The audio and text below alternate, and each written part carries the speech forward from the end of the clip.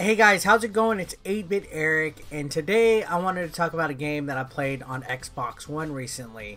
Now, this game is called Drake Hollow, and this is made by the same development team that made The Flame in the Flood. I played The Flame in the Flood a few years ago. It's kind of like a survival type of game. This one kind of has the same charm as far as the graphics go, where it's almost, I would say, Tim Burton-y looking with some of the characters and stuff like that. And I like The Flame in the Flood, which is mostly why I was like, alright, I'm going to check out Drake Hollow. So what is this? It's an action-adventure sandbox game. So mostly what you're going to be doing in this game is scavenging, going around the map, tearing down trees, picking bushes, defeating enemies, and getting resources in order to make items or craft stuff. It's a base building type of sandbox game, and there's quite a bit of these actually. Even battle royale games and open world games, and it seems like almost every single type of game out there right now has some kind of crafting mechanic in it, and this one is added on to it. So what's the premise? Basically, you meet up with a weird, like, mysterious crow that talks to you, sends you to a place called the Hollow, and there's a race of creatures that are kind of like weird plant-like creatures with long arms and fingers and stuff called the Drakes.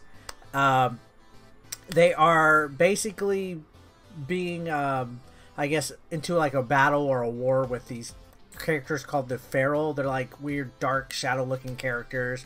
It's your job to protect these little creatures called the Drakes and befriend them and use them to help build up a base and basically get rid of the ferals on their land. So initially when you first get into it, you go into an open area. It has you build a cauldron, has you build a desk or a workstation, and teaches you the basics on combat and how to use the map to navigate and to build. And it's actually pretty straightforward.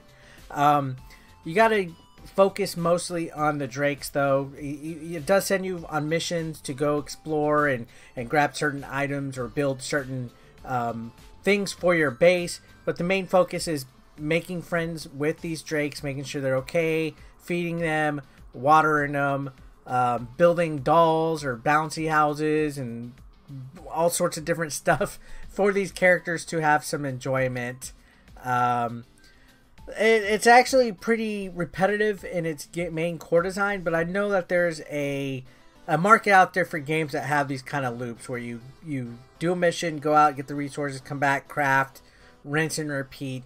This is another one of those. But everything in this game, it's not like mundane tasks that don't really mean anything. I feel that this game has almost, like, in my opinion, and I've read mixed reviews on this game, and this is mostly just my initial thoughts on it, because a game like this is long. It doesn't ever really end. It's a gameplay loop type of game. It has RPG elements and stuff, but if I was to compare this, the vibe that I got initially from this, it's kind of like on Sonic Adventure 2 with the Chow Garden or the KO Garden, where you have these little creatures that you take care of and you have to, like, make sure they're okay and stuff like that. It definitely keeps you busy in regards to making sure you're managing these characters and stuff, and the Drakes do grow. They get certain abilities, certain buffs. You can add different buildings. You can house more Drakes. It basically, your base goes from like a basic small little camp to something bigger and stuff. And I'm a sucker for base building and stuff like that. So again, it does feel like it reminds me of Sonic Adventure 2's little Chow Garden. How do you pronounce that? I don't remember, but I just remember wasting so much time doing that, and that's basically what I got on this. And in fact, there was times where I just got sidetracked just exploring and looking for things, and I'm a sucker for that. And then the presentation of this game, again, the graphical art style, I just kind of dig it. I like the way it looks, the character designs, the vibe. It's almost like Fortnite looking also, like in the way that it looks with the colors, the purples, the blues, and it's this cartoony look that a lot of games have nowadays. Even Grounded on the Xbox kind of had it. I don't know what it is. It's like a whimsical type of look. And the game just overall played okay, you know. And it's nothing new. They really didn't innovate on anything with this formula. I think it's a tried and true thing. So for a game that you can sit down and play and waste some time, I had some fun initially.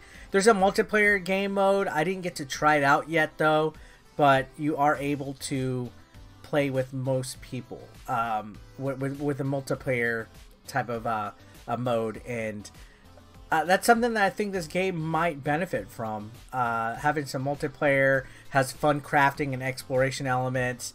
The way the game looks, I like the animation, the graphics.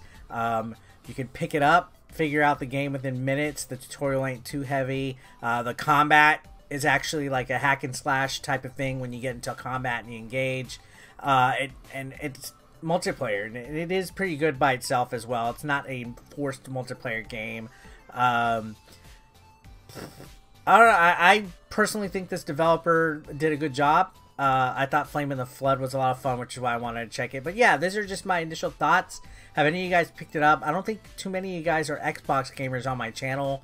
But I for what it was, for what the game offered, I thought Drake Hollow wasn't too bad. Anyways, guys, subscribe if you haven't already. Let me know in the comments down below what you think of this game. I'll see you guys on the next one. Consider supporting 8-Bit Eric on Patreon for just $1 a month. Link below in the description. You want to become part of the hashtag 8BE Nation, guys? Well, be sure to pick up your official merch, now available online. Link is below in the description. We got classic t-shirts, tank tops, hoodies, and even women's apparel. Don't forget, pick up your official merch now. And while you're at it, guys, feel free to watch the next video, or why don't you catch up on one that you might have previously missed. Thanks again, guys, for all the support. I couldn't do this without you. You guys are amazing, and don't forget to subscribe and click that like button if you are brand new. Thanks again, guys. Peace out.